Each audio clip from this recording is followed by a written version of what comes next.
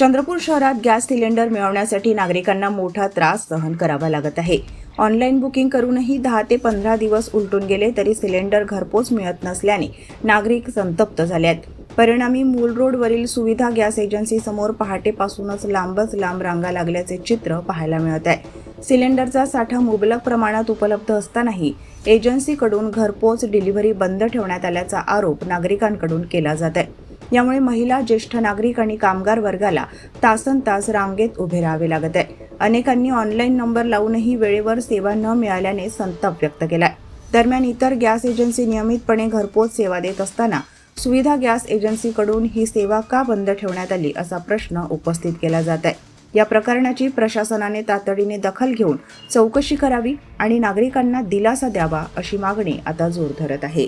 आम्ही आज 2-2.5 तासापासून लाईनमध्ये लागलो। कालही आलो तर डबल लाईन होती आणि 2 तारखेच्या आधी 2 तारखेच्या नंतर 5 तारखे 6 तारखेपासून हे सगळं लागू झालेलं आहे। त्याच्या आधी तर ह्या लोकांनी गाड्या पण नाही पाठवल्या आणि बाकीची एवढ्या लोकांची सुविधा पण नाही आहे। आज ऊन नाही आहे म्हणून लोक व्यवस्थित उभे आहेत, पण ज्या पद्धतीने या लोकांचं म्हणजे हँडल करणाऱ्या लोकांना ते व्यवस्थित बोलणं नाही आहे, थोडं अरेरावीने बोलतात आणि व्यवस्थित समजावून पण सांगत नाही। आणि गाड्या तर एवढ्या साऱ्या पडून आहेत पण म्हणतात की लोक गाड्या काढू देत नाही आहे, पण हे चुकीचं आहे। लोक गाड्या काढू का देणार नाही?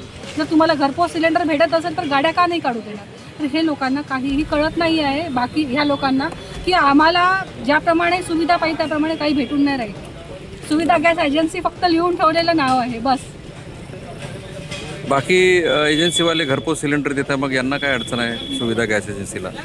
ते काही कळत नाही आहे सर। 2 तारखेच्या नंतर जो रूल निघालेला आहे तो 2 तारखेच्या आधीच्या सिलेंडरचे सुद्धा त्या लोकांनी घरपोच आणून नाही दिलेले आहे आणि म्हणतात की आता तुम्ही लाईनमध्ये लागा। आता आम्ही आज सर 2-2.5 तास होऊन गेलेले आहे, घरी पेशंट्स असतात, काही असतं, अशा कंडिशनमध्ये लेडीजला येऊन इथे लाईनमध्ये लागणं म्हणजे खूप मोठी एक कंडिशन अशी खराब असते की घरचंही बघा आणि बाहेरचंही बघा, हे होत नाही सर लेडीजकडनं। आणि लाईनमध्ये लागल्याशिवाय एवढी सुविधा आम्हाला आहेच नाही कुठल्या गोष्टीची की बा आम्ही सिलेंडरशिवाय कसलं काम करणार आहे।